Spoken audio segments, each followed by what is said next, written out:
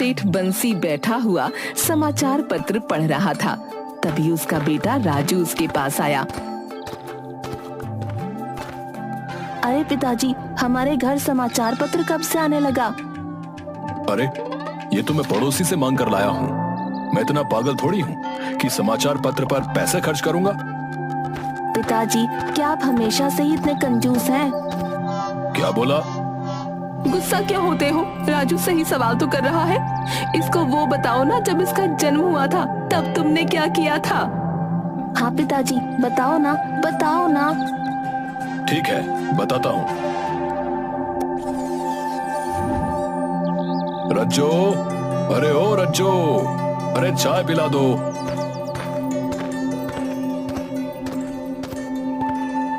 घर में दूध नहीं है। तो बिना दूध के बना लो।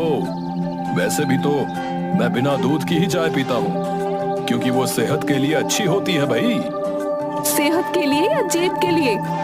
जेब सही रहेगी तभी तो सेहत भी सही रहेगी। हाँ हाँ, मैं जानती हूँ आपकी सारी बातें। वैसे घर में चीनी भी नहीं है। अरे तो चीनी कौन सी बहुत अच्छी चीज है। शहर में कोई चीनी वीनी नहीं खाता भाई। जाओ, बिना चीनी और बिना दूध की चाय ले आओ, जाओ। हाय हाय, चीनी नहीं, दूध नहीं, तो चाय में भला क्या होगा? चाय की पत्ती तो होगी। सबसे अहम चीज तो वही है। तुम लोगों ने ना फालतू के खर्चे बढ़ाकर रखे हुए हैं और ज्यादा गैस फूकने की जरूरत नहीं है। 1 मिनट से ज्यादा मत पकाना चाय को। रज्जू पैर पटकती हुई वहां से चली जाती है और 1 मिनट के अंदर उबले हुए पानी में चाय की पत्ती डालकर ला देती है।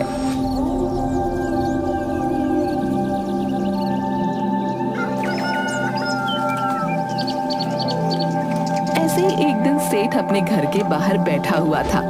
तभी वो देखता है कि सामने से एक भिखारी उसके घर की तरफ आ रहा है।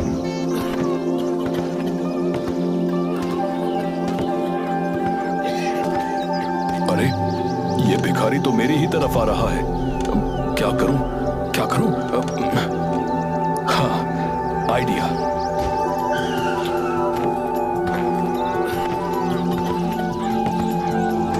अरे घर में कोई है क्या?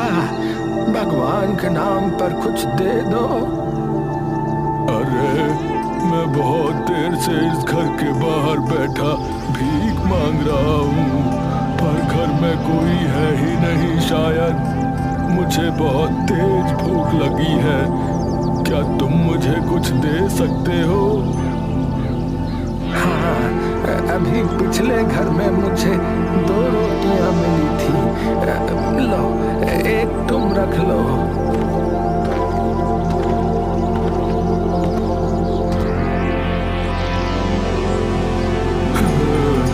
धन्यवाद भैया। रोटी देकर वो भिखारी वहां से चला जाता है और तभी सेठ की पत्नी बाहर आ जाती है।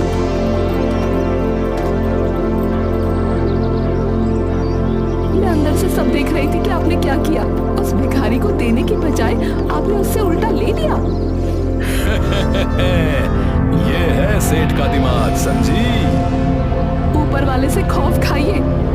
नहीं, मैं तो ये रोटी खाऊंगा। तभी अचानक रज्जू बेहोश होकर गिर पड़ती है। हे भगवान, खर्चा! अरे मतलब रज्जो, क्या हुआ तुम्हें? सेठ रज्जू को उठाता है और तब तक आसपास वाले लोग भी भागते हुए आ जाते हैं।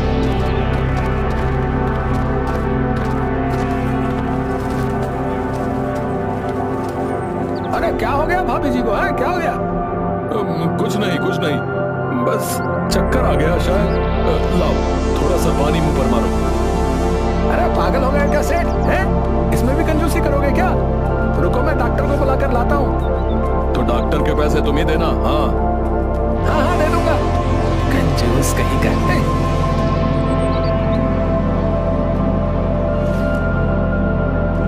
वो आदमी डॉक्टर को बुलाकर लाता है। डॉक्टर बताता है कि रज्जू माँ बनने वाली है।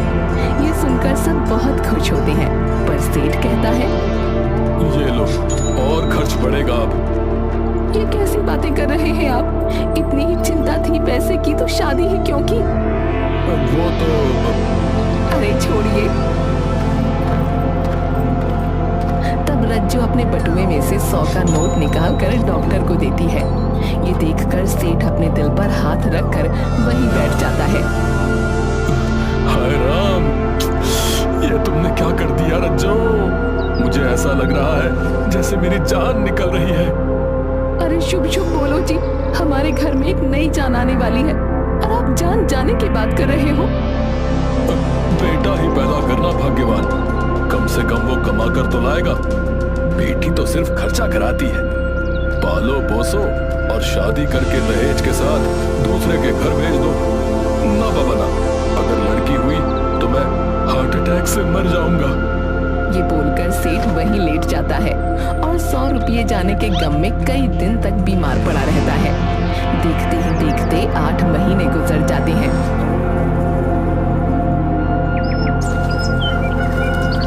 और एक दिन एक साधु उनके घर आते हैं, जो रज्जू से कहते हैं कि अगर उसे लड़का हुआ तो उसे एक भंडारा कराना पड़ेगा, वरना बच्चा कुछ ही दिन में मर जाएगा।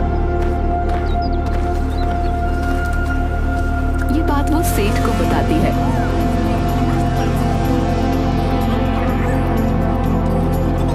क्या दिमाग तो ठीक है तुम्हारा, या मेरा दिवालिया निकालना चाह रहे हो? आज तक मैंने आपकी कंजूसी में हर तरह से साथ दिया है, पर अगर मेरे बच्चे के ऊपर बात आई ना तो मैं आपको छोड़कर चली जाऊंगी, ये याद रखना। अरे समझा करो भाग्यवान। समझो आप, वरना रहना अकेले अपनी इस कोठी में, कंजूस कहीं के। हाँ नहीं तो। अरे यार, ये तो इस बार कुछ ज्यादा ही गुस्सा हो गई है। चलो अच्छा, जैसा तुम कहो वैसा कर दूंगा। अब तुम आराम करो, मैं मंदिर होकर आता हूँ। अच्छा।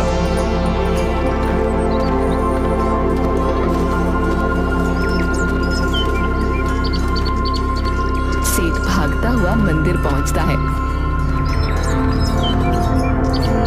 और पुजारी से कहता है, पंडित जी, मैं आपको एक समय का भोजन करा दूंगा, पर आप कुछ ऐसा हवन या कुछ करो जिससे मेरी पत्नी की बेटी हो। कल तक तो आप चाह रहे थे कि आपका बेटा हो।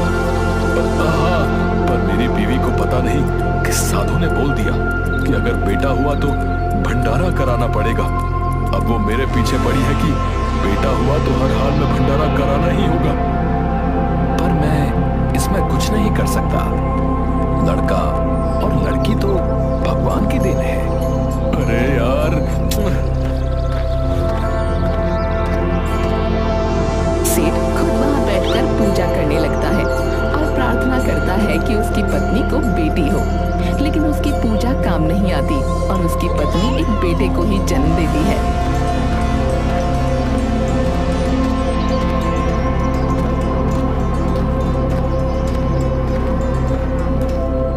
अरे बहुत बहुत मुबारक हो सेठ, तुम्हारा तो बेटा हो गया जैसा कि तुम्हें चाहिए था।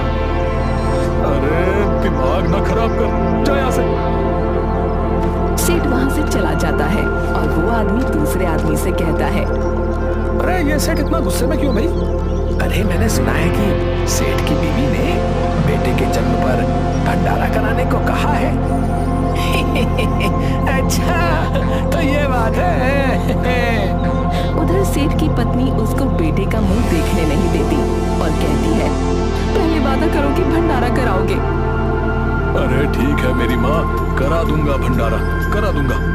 अब लाओ मुझे मेरा बेटा दिखाओ। सेठ अपने बेटे को गोद में लेकर देखता है। इसका नाम क्या रखोगी?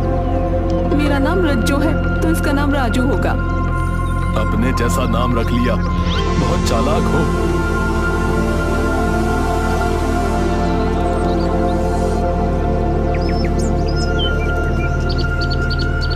अगले दिन सेठ बाहर निकलता है और लोगों से बावर्ची का पता पूछता है।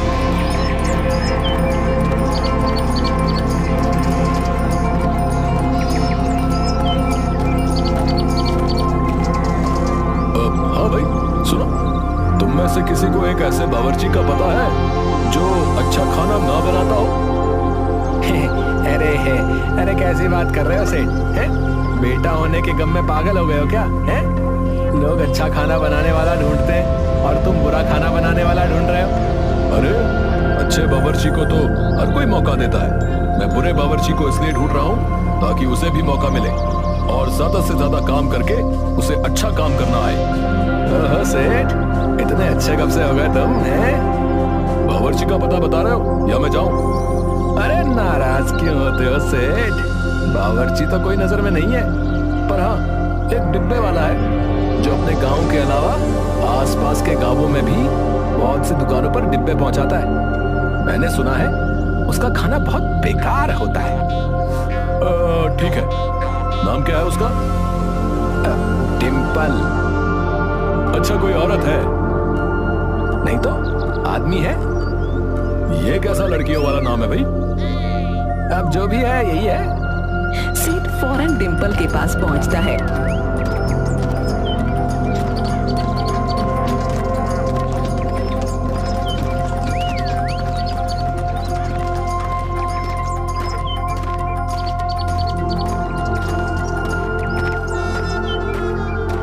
डिम्पल, मुझे भंडारा कराना है पूरे गांव के लिए।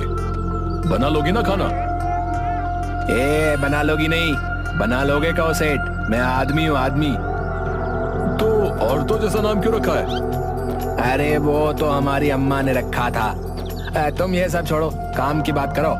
बताओ 10 पकवान बनेंगे ना 250 लोगों के लिए? गांव में इतने ही लोग हैं। अरे नहीं नहीं, क्या बात कर रहे हो? मुझे लूटने लगे हो क्या? बस 5 पकवान बनाने हैं और वो भी बस 50 लोगों के लिए। 50 लोगों के लिए? तो बाकी लोग क्या खाएंगे? उसके लिए तू बस इतना कर कि खाने में मिर्च और नमक मत डालना, बाकी मैं देख लूंगा। ठीक है, 5000 रुपए लगेंगे। हाँ तू काम कर, पैसे मिल जाएंगे।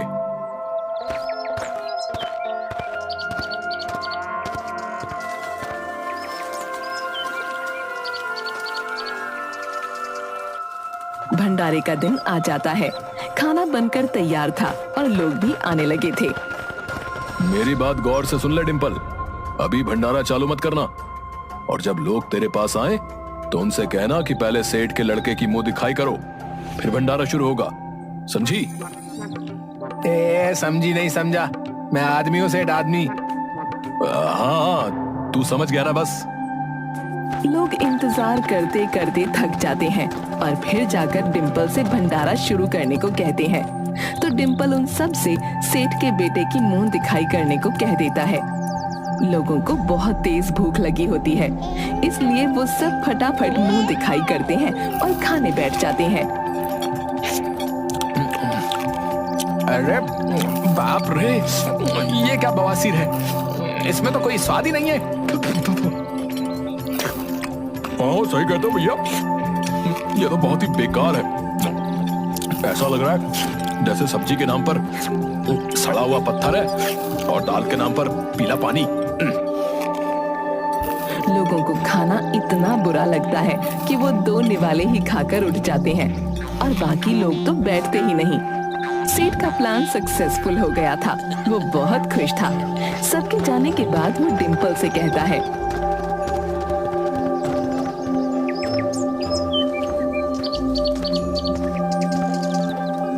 लो हो गया सबका भंडारा।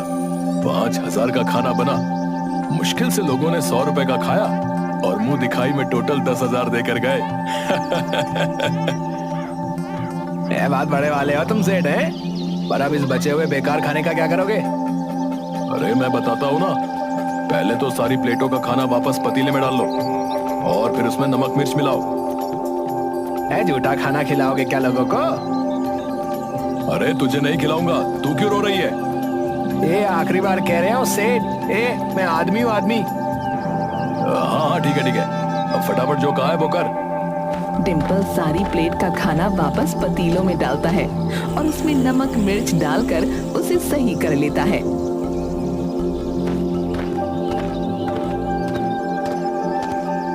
आपने जैसा कहा था वैसा हो गया सेठ। अब बताइए क्या करना है? हाँ तो अब तुम ये बताओ कि तुम अपने डिब्बे कितने रुपए में बेचते हो? 50 रुपए। तो ऐसा करो कि मुझसे ये खाना 30 रुपए डिब्बे के हिसाब से ले लो। और तुम अपना आराम से 50 रुपए का बेच लेना। मेरा खाना भी बिक जाएगा और तुम्हें अपने डिब्बों के लिए दोबारा खाना भी नहीं बनाना पड़ेगा। सेठ, तुम्हें मानना पड़ेगा, हैं? कमाल है तुम, हैं? मुझसे खाना बनवा कर मुझे ही बेच दिया, ना नफा ना नुकसान, हैं? कमाल तो मैं हूं ही। डिम्पल खाना खरीद कर ले जाता है।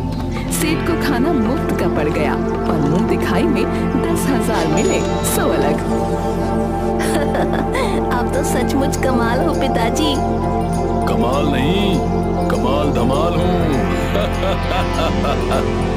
अरे बेटा, तेरे पिताजी कमाल या धमाल नहीं, कंजूसी की महामिसाल है, महामिसाल।